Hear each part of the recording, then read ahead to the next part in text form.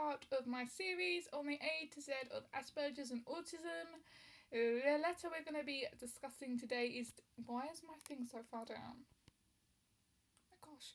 The letter we're going to be discussing today, guys, is D, and I could not decide, what to do for D. There was, quite a few things I thought of, so in the end, I decided either on dating or diagnosis. The diagnosis of autism. But I couldn't decide, guys. I really couldn't. So I merged this into a dating and diagnosis. They don't relate to each other really, but like I said, they're both quite important aspects that I want to discuss. So I'm just going to cram two in one. So it's going to be a bit of a longer video, but I'm going to try and hurry up and talk a bit faster. So the first one we're going to discuss is diagnosis, and it's a topic which is controversial. Not everyone believes that people with Asperger's or autism should even get diagnosed. I don't know, my mum's one of them, which is really weird. And I asked her why, and she said, oh, because it just puts a label on people, and I guess that's the reason why people don't want to get diagnosed. But then, labels are what you make it, innit? Anyone can stick a label on you, but you don't have to put a label on yourself. If I said, oh, she's fat, that's a label, innit? But you don't have to listen to that, because labels are what you make it, not what the other person makes it. So someone can call you autistic, but if you don't want that label, then don't have that label, babe. Do you know what I mean? Anyway, but my opinion, guys, is that I think that you definitely should get diagnosed. I think there are a lot of benefits to getting diagnosed. It's really difficult to get diagnosed. So if you go for a test and you get diagnosed, then well done. I think when I was younger, it was a bit easier to diagnose girls. I don't know if I just made that up, but either way. But I think now it's just becoming so difficult, and girls just don't really stand a chance in getting diagnosed. So I think you should definitely try and get diagnosed, because I think although the help I've had is crap, you still do get help, and you can sort of use it as an excuse. My mum calls it playing the special needs card, and basically that means that if you're in a sticky situation, you want to get out, but you just say, yo, special needs card here. My mum and dad actually use it more than I do, which is really embarrassing. My mum just tells everyone, if I embarrass her by telling the truth or telling it how it is in public, she just says, oh my god, I'm so sorry, my daughter's autistic, and oh my god, it's so annoying. It's just actually, girl, I'm just saying the truth.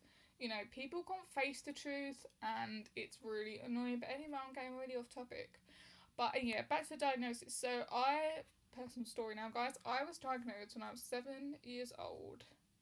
Or was I 9? No, I think I was 9, 8.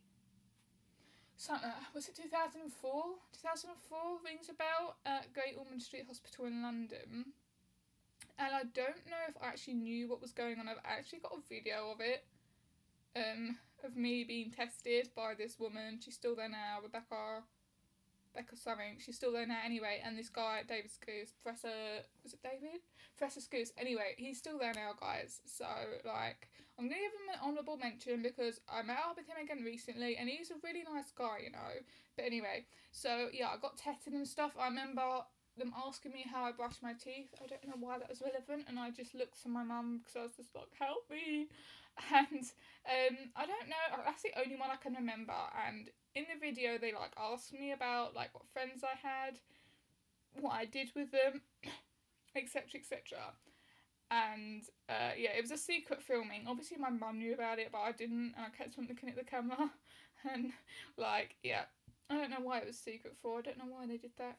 Anywho, it's not on a video. I think it's called the Hidden Faces of Autism. So yeah, check me out, guys. I'm on there somewhere.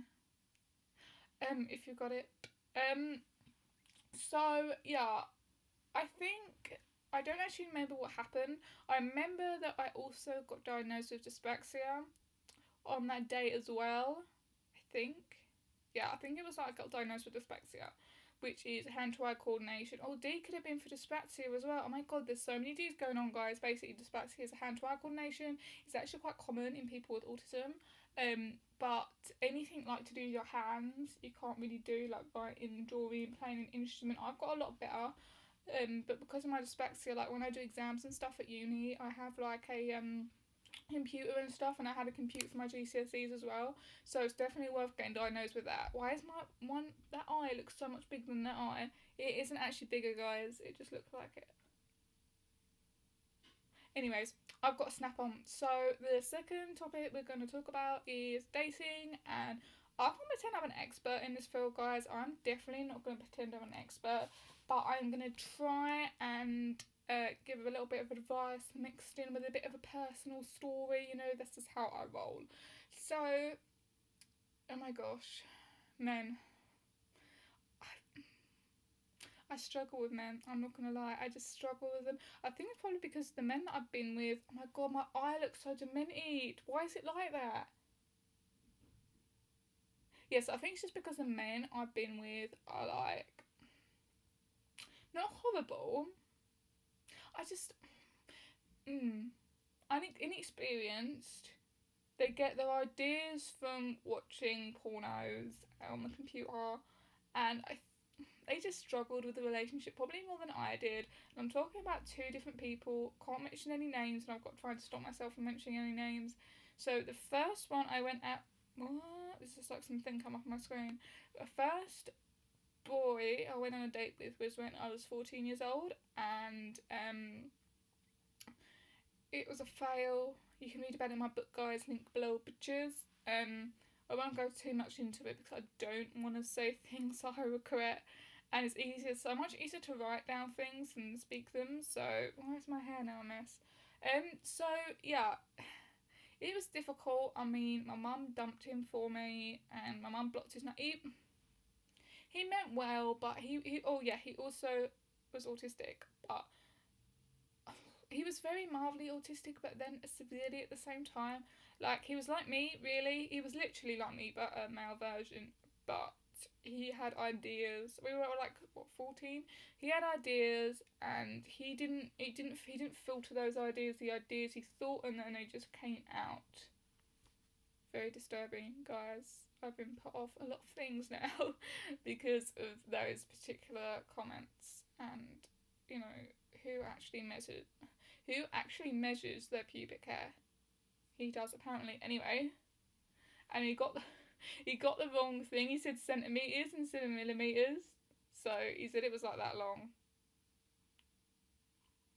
Yeah. Anyway, move on for the pubes now. So the second boy I went out with, it wasn't that long ago, like 2 years ago. It was like a proper date, and he was cute. He was really nice. My mum likes him probably more than I liked him. And like I said, he was cute, but he just didn't have that sort of appeal. Like, he wasn't like romantic or anything. He was just like, let's go Pizza Hut, innit? It's just like, hang on a minute, mate. I've got quite high standards, by the way, guys. Like, first dates, I'm expecting really posh restaurant, that sort of thing. Men have to pay. That's just what men do, innit? They pay. So I don't know, I just think probably I had too high standards. He was really nice, and he's probably really suited for someone, but he just isn't suited to me. But enough about me now, guys. Dating can be difficult because you don't know what's going to happen. You don't know if they're going to like try and like touch you or anything like that. That's been so difficult, but luckily the men I've been out with are so unromantic. They did not try and touch me for a considerable amount of time. So I was well prepared when it actually did happen. But it's difficult because you don't know whether they're gonna like advance you or anything. Like, and if you haven't like been in a relationship before, it can be really difficult if like someone like leans in for tongues and shit, and you're just like, whoa there. So yeah, that's really difficult, and I completely understand that. My advice would probably be is to be like really like outspoken and gobby. Like, oh my god, I can't stand men who just they're quiet and you can see they're thinking things, but they're not saying them. Like, if you want to like, I don't know, touch and feel, just say, look, can we touch and feel? Do you know what I mean? Don't just like, I don't know, and then just go like that, and you're like, what are you doing, mate? Basically, if they're not autistic, probably say that you are, and probably explain like a bit about it, like saying like, I'd rather things to be said directly rather than, I can't read your mind, I'm not, was it psycho? I was gonna say psychologist. Was it psycho? Like, that's so Raven, she could see things, innit? Oh my god, that's so Raven. Anyway, so yeah, you just have to say, look, when I want things explained, I don't understand. If you're just standing there staring at me, I want you to actually say it. And if you say that, guys, hopefully they'll be more open with you. And I think men find it difficult to be open anyway. So, yeah, I think, yeah, I've run out of things to say. Because my dad just turned the shower on, yeah, and I'm thinking, oh my god, why is he going in the shower now? He's such a weirdo.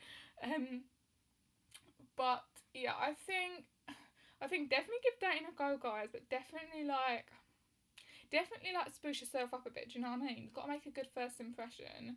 If you're up, you might even be a man watching this. If you're a man, just like, oh my god, I've got more advice for the men, Aspergers, than the girls in this department. Spruce it up, yeah. Pick her up.